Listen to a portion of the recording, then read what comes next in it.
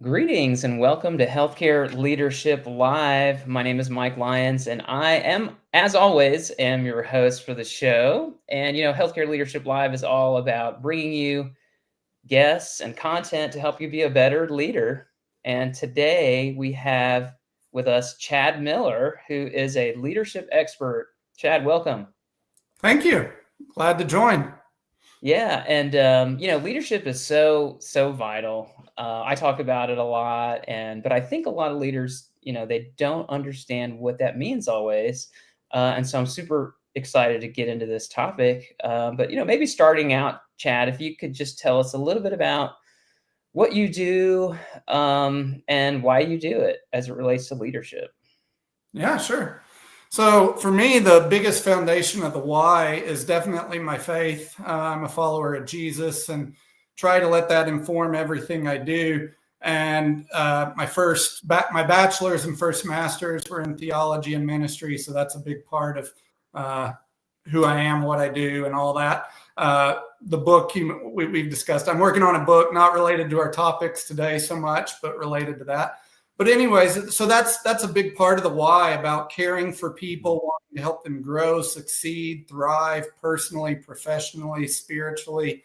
Part of my background for a number of years, I also worked on the side doing group exercise instruction. So helping people grow physically, grow their health and wellness. So really everything for me is about trying to help, like I say, people grow, thrive, succeed, improve the quality of their life. My business is called Life Abundant Leadership. And when some people hear that, they think the life part, they think I'm a life coach. And I've thought about rebranding just for that reason, because I focus more on the business side of things. But the reason I call it that is, work is the biggest part of our waking lives in terms of time, just about, and if work gets better, life gets better. When our work experience gets better, life gets better.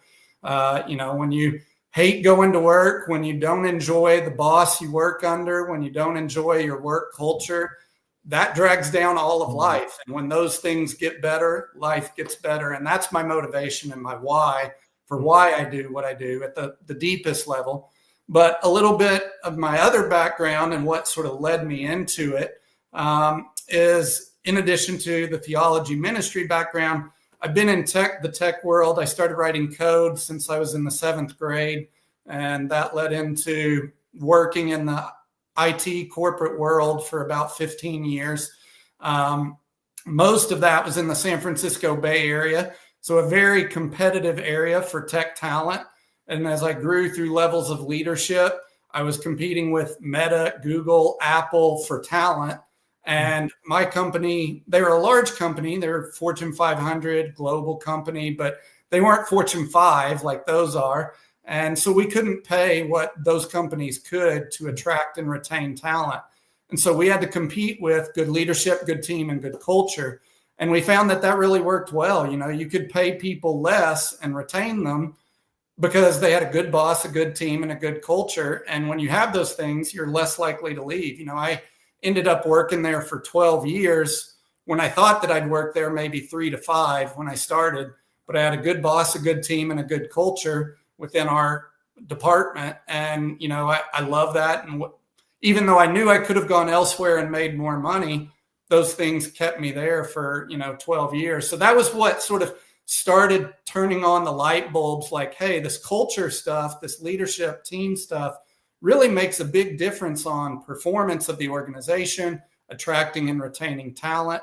And so while I was growing through levels of leadership, I did a master's in organizational leadership and started studying consulting firms like Patrick Lencioni's Table Group and his 5 dysfunctions of a team and all this different stuff. And that led me into the consulting I do now with Life Abundant Leadership, helping companies grow their revenue and their profitability through better team, better leadership, and better culture. When those 3 things get better, it really drives not just, the life experience, which is my deepest why, but it also just helps the companies perform better. Most leaders don't recognize the cost of turnover and how that's hitting their profitability. So much of what you said there resonates for me. Sorry, a lot to unpack, I know. And there's a lot to unpack there. The first thing, I guess I'll just start with one thing that you touched on, because a lot of the a lot of the clinical healthcare businesses that I deal with are what I would consider small to medium-sized businesses. And for folks that are listening right now, you might be in that category. Um, you can't identify with the Fortune 5 or even the Fortune 500, and you talked about that. You talked about how culture and leadership can help you attract, retain great people, and help you be more competitive. Do you feel like that, for even like a small business, maybe 10, 20 employees, 100 employees, is leadership something that they should be thinking about? Yeah, definitely. So I would say I have realized in moving from that tech environment in the Bay Area where every leader, good leader, knew that in order to attract and retain talent, they had to be focusing on culture and investing in it heavily, to moving to Texas and working with small to mid-sized businesses. To your point, for a lot of them, I've realized that's not even on their radar. They don't even recognize it. But to your question, I would say it definitely does matter. Well, right about the time I left California to move to Texas, I invested in a small business, a Ninja Warrior gym. If you've seen the TV show American Ninja Warrior, I used to compete and train in some of that. And so there's this gym that I knew some of the guys that opened it, got involved with them, and I'm on their board. And that was my, I would say, first real experience. And I'm just on the board. I'm not always in the day-to-day and stuff like that. But I will say it gave me greater insight and sympathy to what a lot of small business leaders are dealing with, significant budget constraints. That company started right before COVID, which sort of undermined it right from the beginning. Starting in late 2019 ends up, in hindsight, not a great time to start a business with COVID. And COVID lasted a lot longer in the Bay Area, all the regulations there. But all that to say, it's definitely given me insights to see that things like leadership, team, and culture, even for organizations that are, like you say, 15 employees, makes a big difference, not just on, the things that feel nice for the employees or, whatever, but on the performance of the organization, on how time is wasted, on how productive people are, on how you retain the people that you employ, and the cost that when you have a rotating door of people leaving or something like that. All these things really matter.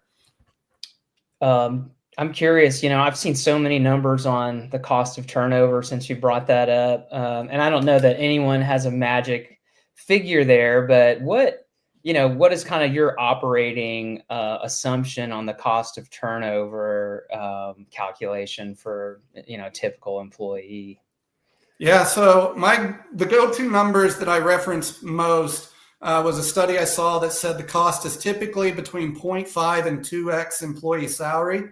So if an employee makes $100,000 a year, just for a round number, and you lose them, somewhere between 50 and 200,000. From what I see with other studies as well, the lower they are on that salary spectrum, the more it's towards the 0.5 or even below 0.5. The higher skilled, higher compensation, the more it goes towards the 2x. So if you have an attorney or a highly skilled software engineer that you're paying a couple $100,000, and they're highly specialized, they've got a lot of training to do the specific role they do. Obviously, the cost of time lost if they leave and the time it takes to hire and train someone up into that level of productivity that person was, that's when you get more towards the 2x. So, that's when you see an employee that's maybe making 250. If they quit, you're talking a cost of 500,000 or something to the organization. And when people hear that, they might question it at first. Is it really that much? But if you think about, again, with those kinds of organizations, if you work with a staffing firm, there's costs there. There's cost to the leader, the manager that's doing the hiring, all their lost time and productivity while they're having to hire somebody new. all the lost productivity of team members that are having to carry the weight for that person that was lost until the seat is filled. So all that to say, I say somewhere in that 0.5 to 2x.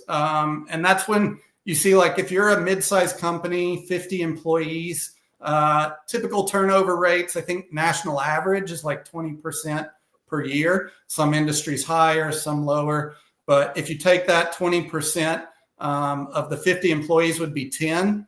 And so if you lose 10 employees in a year and each one is costing you 200, couple hundred, even just down to 100,000, but it can, like I say, be much more, that's $1 million that it costs the organization for 10 employees at 100,000. So it adds up. Once leaders start seeing those numbers, they're like, wow, I hadn't even really thought about it that way. So, it kills projects. I was talking with one leader, and she was like, one of our customers, we were trying to do this project, and the person that I was working with kept leaving. And over the time of completing that project, she had to work with 3 different people, and it took them like 18 months to roll out the project. And she was like, if we could have just worked with one person, that could have been cut, but in thirds, and saved them a year. And once they finished the project, it was saving them $5,000 a month. And so if you save that year, it would have saved them $60,000 just in the lost time on that project. So definitely costly. And it doesn't show up on a P&L like, oh, your turnover cost you $1 million this year. Yeah, in my experience, a good financial director, financial analyst will factor that in, and they will see, and they'll look at your turnover, and they'll say, "Hey, there's exposure here for your business." And I usually use the more conservative 50%, and I've heard those same numbers, so I'm glad we're kind of on the same page there. But for me, I usually try to operate conservatively, half of that person's salary. And even if you look at half of their salary, that's still a huge number. If you've got any amount of turnover, then, and most of that, a lot of it is preventable, right? And so it's that preventable turnover. And so I guess turning our minds to preventable turnover and what can we do? How can leadership help us to avoid that preventable turnover? What's one thing that comes to mind for you from a leadership perspective that most businesses aren't thinking about? And if they did it, it would help to make a dent in that preventable turnover and that preventable turnover cost that you were just talking about. Yeah, the thing that comes to mind first, because it affects the entire organization, and it's a place where, again, in my mind, in my experience since starting consulting here in Texas with small to mid-sized businesses, is that it's often neglected, is organizational culture. When a lot of small business owners hear that, they think touchy-feely, esoteric waste of money kind of thing, like, oh, put some value posters on the wall, stuff like that. And I'm like, when that's what, throw a pizza party here and there. And it's like, when that's what culture is, yes, it's a waste of time and money, and it's not really going to change things. But I just did a talk with an organization called Disrupt HR. They had a session in Houston about a month or 2 ago, and I did a talk on this there. People can look up Disrupt HR Houston. I'm not sure if that session's gotten posted on their website yet, but it will be soon. And anyways, what I talk about there, like, first of all, you ask about like the leader, the tie-in with leadership. This all starts with the CEO, the leader of the company. They've got to value it, put priority on it. If they don't, other people are going to follow their lead. So it's got to be coming from the top down to some extent. There's got to be buy-in at that CEO level, even if others are helping drive the project.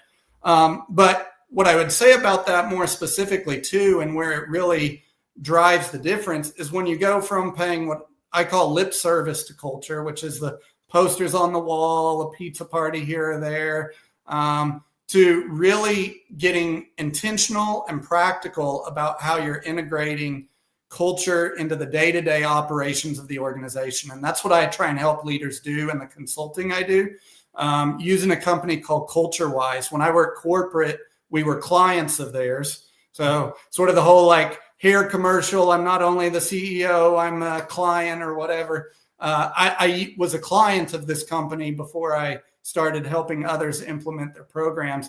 And I was a big fan of the way it helped to shape the culture there for that tech department in the Bay Area. And so when I started my consultancy, they were the first company I got licensed with to help other companies implement their program.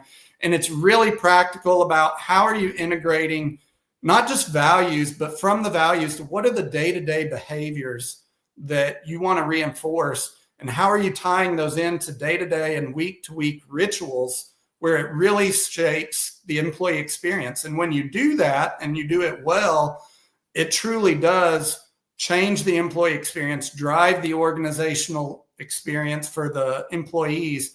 And that's where you get the great results. One of the companies that I reference in that, to your question about small to mid-sized businesses, one of the companies, they were 15 employees, implemented this program, really helped them differentiate themselves from other competitors in their market, and helped them attract and retain not only employees, but also customers, because their customers saw, hey, these people operate different. They go about work different, and we love it, and we want to work with them. Another company that was a little bigger, about 150 employees, they used this program and they 3x their revenue, 10x their profitability, and became the best place to work in their city 2 years in a row.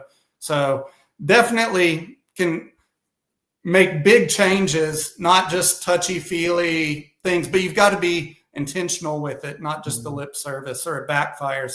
In that talk, I talked about Enron, and two of their values were integrity and communication, and that didn't go so well for them. You know, I'm so glad because you talked about a business that experienced revenue change, significant revenue change, significant profitability change. And that's the other side of culture and leadership, because, yeah, some people get it that, yeah, we can reduce our turnover, but there's a huge, top of the equation factor there. That's, I think, even more enticing, because if you can increase your revenue or your sales, your profitability, just 1 or 2%, depending on where you're at, that's going to way outstrip and outweigh the cost of turnover benefit, which is still going to be there. But man, you're getting both of those benefits. Like the stats are clear. Better culture, better management will get you more of that discretionary effort. At least that's how I see things. Is that what you're seeing? Yeah, definitely. To your point, there's the bottom line part, the profitability, then the top line revenue. Main place I go with that is talking about employee engagement. And a couple examples on that. Granted, this is leaving the small business world, but it applies there as well. But Netflix, they've grown almost 10x over the last 10 years, their stock valuation. And they earn almost $3 million in revenue per employee. So that's one of the metrics that I like to use. Yeah, exactly. Right. For a small business, if they think, okay, what's our revenue? 1.5 million. We've got 15 employees. That's 100,000 in revenue per employee. That's one of the metrics that I like to look at. Like, how can we grow that? How can we grow revenue productivity by growing on a per desk average? What productivity looks like. So, if they're at 100,000 per employee, if you can increase that 20%, you're going from 1.5 million to 1.7.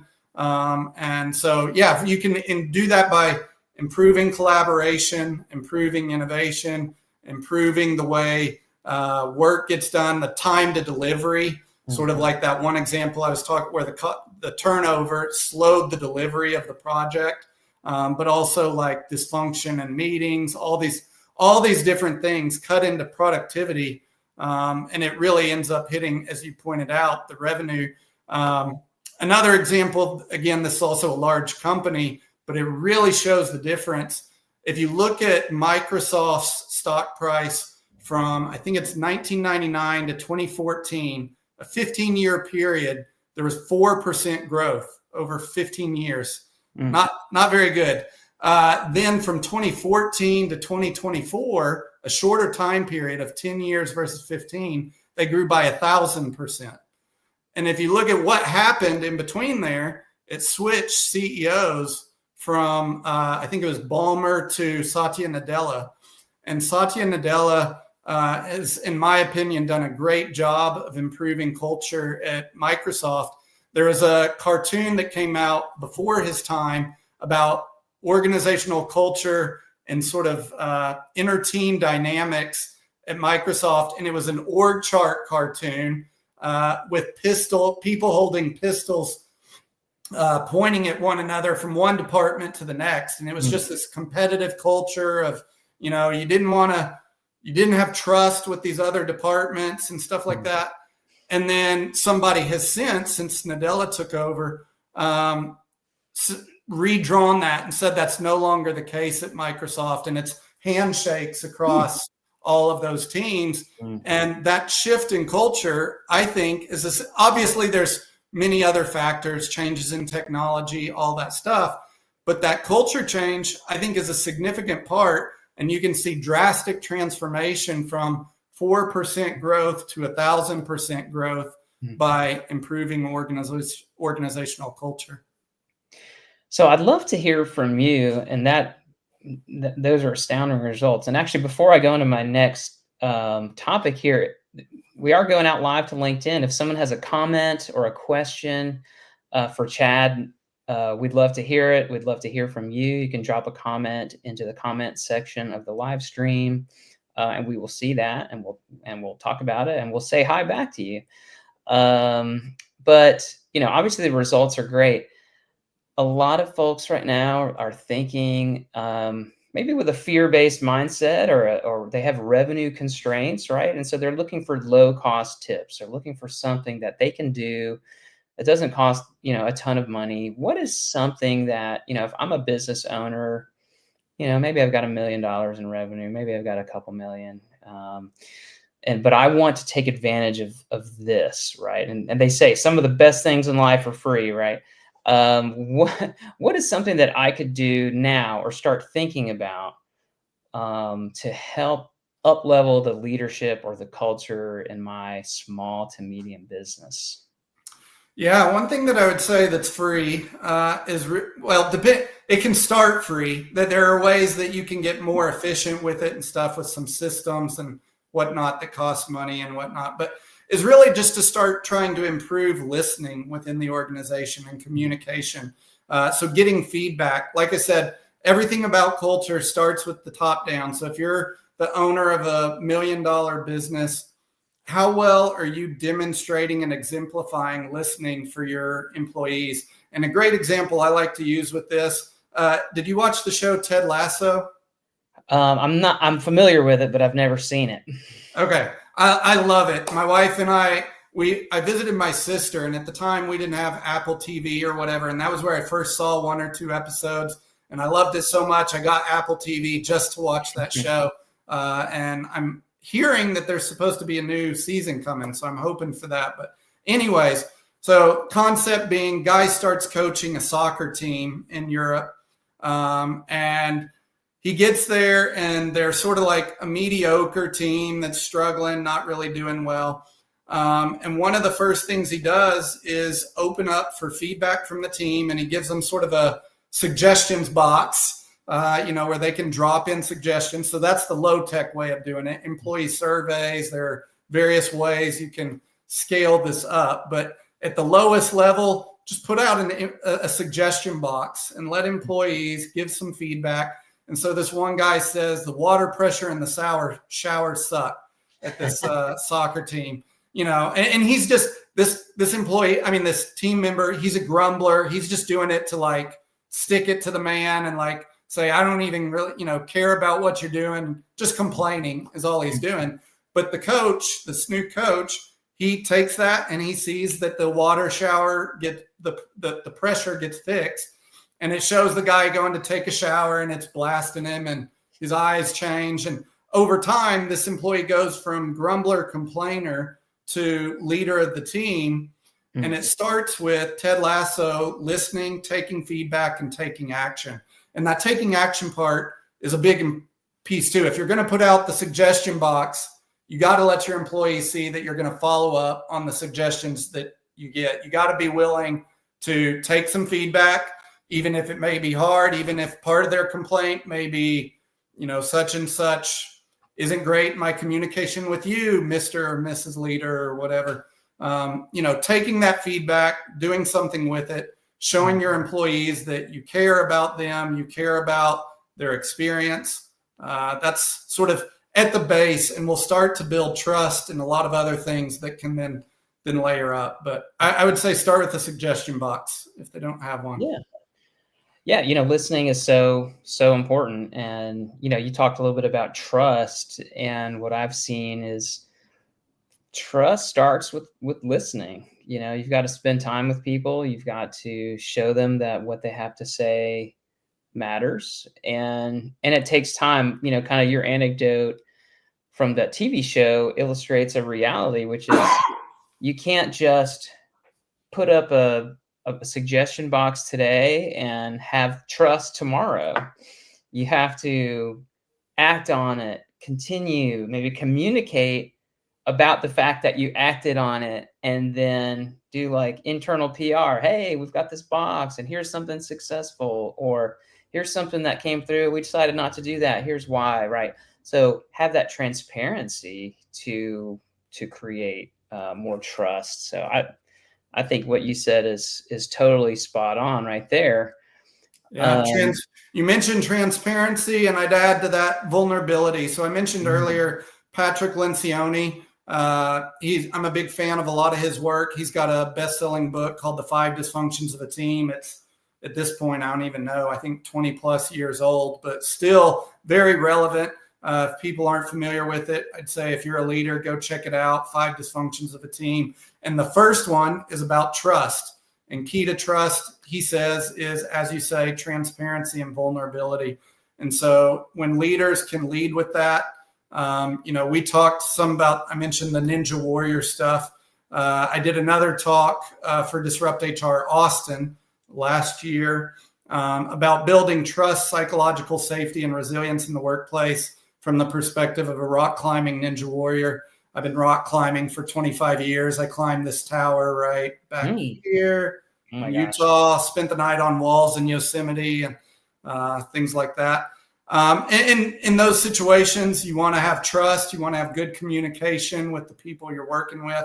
And the same is true in business. And that starts with some transparency, some vulnerability, and building psychological safety. Yeah, I can definitely see how the climbing aspect would require that trust for sure. And it could be a great way to kind of cultivate teamwork as a kind of a metaphor there. I'm curious about, sometimes in an organization, there's a leader that is struggling to kind of resonate with their team. And how do you approach that? Because a lot of times people may say, you know what, this person isn't working out. You know what, we need to get this manager out of here. They're not an effective leader. Can people change their stripes? And what does it take to kind of help them become a successful leader? You talked about in the TV show, kind of the team member whose attitude changed. And I have seen leaders change and improve, but if there's someone listening who has a leader in their organization and they're questioning whether that person is really the right leader, what do you think? Is there hope?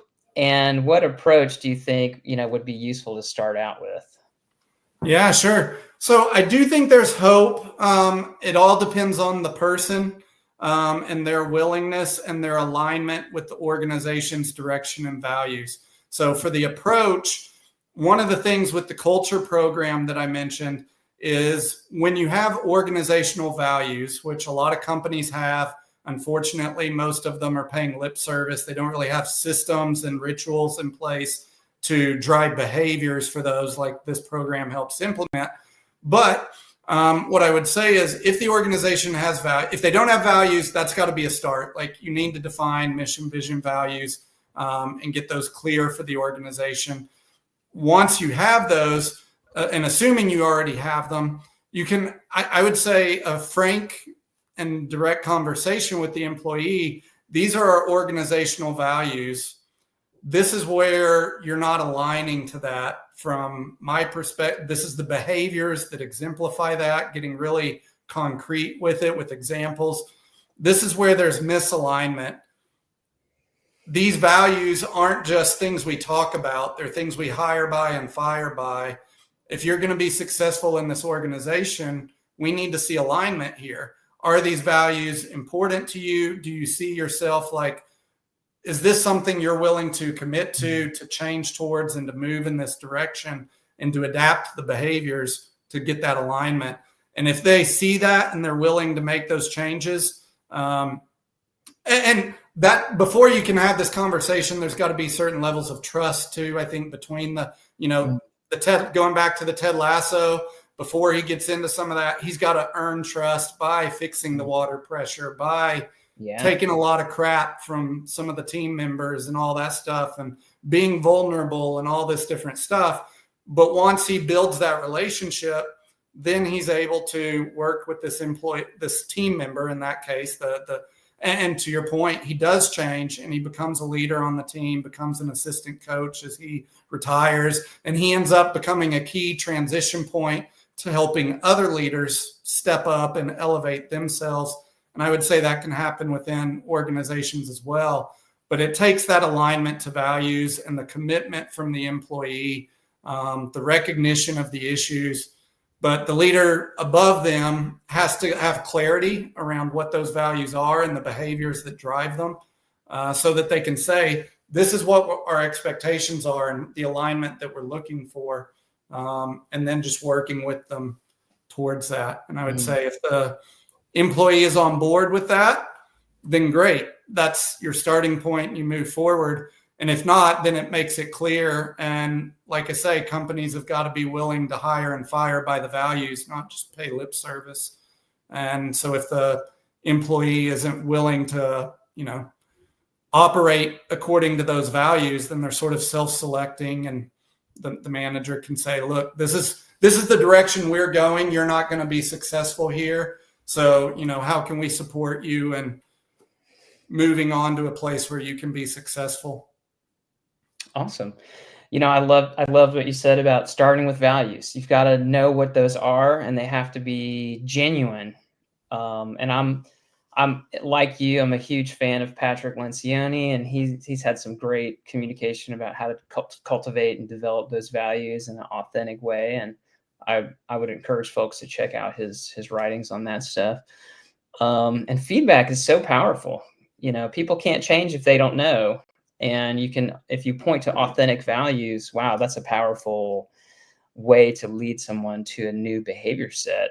I would also say, sorry to I mentioned the vulnerability of Ted Lasso, and when in having this conversation, it's important that the leader be clear, like it's a two-way conversation. How can are there ways that I'm not supporting you, Mr. or Mrs. Leader, to help you operate in these ways? Are there ways that I'm not being consistent with these? Just bringing into that conversation some vulnerability so that it's not just an attack of their behaviors, but how can I support you in, adapting behavior towards these behaviors, and how can we collectively ensure that we're reinforcing these values and behaviors in the organization together. That's one thing I love about the Ninja Warrior stuff. It's not as much over the years, it's become more and more competitive in the traditional sports sense of one against one another. But in the early days of Ninja Warrior, back when it started with the show in Japan and all that, it was always about the competitors against the course. And there's always been a strong sense of camaraderie amongst the competitors. Like, we're here to support one another to overcome the obstacles of this course. And to the extent that leaders can say, we're in this together, how can we work together to attack this problem and overcome this obstacle within the company together? I think that's a helpful approach to it as well, to say, like, these are the problems within the organization that we need to address. How can you and I work together and make sure that our behaviors are going to help the organization overcome these obstacles? I love that. That's a great place to conclude our conversation. I think, Chad, like working together towards common goals. We touched on so many awesome things, from values to listening to low cost ways of becoming better leaders and developing better culture. How can people get in touch with you, Chad, if they want to work with you or learn more about how you can help? Yeah, sure. So LinkedIn is a great way to reach out to me. LinkedIn, Chad Miller. My company's Life Abundant Leadership. You can go to my website, lifeabundantleadership.com, and that will show you stuff about my website's not great, but I made it, and it's still not great. I haven't put enough time, but people can get some ideas there. But reaching out to me on LinkedIn, also my email, chad@lifeabundantleadership.com. Always happy to have conversations with people and help them. Like I say, my motivation is always to help and serve people, help them create better workplaces, help them experience. And it goes both ways. It's not just about, like, as the leader improves the work experience for the employees, it's going to reflect back, and their work experience gets better as well, like for them as a leader. And that's my motivation. Want to help them have better work experiences, but also more productive. Like, let's drive the revenue and profitability. It's not just the experience. Let's get some great business results. So yeah, I'd love to chat with folks. Awesome. Well, Chad, thank you so much for joining me.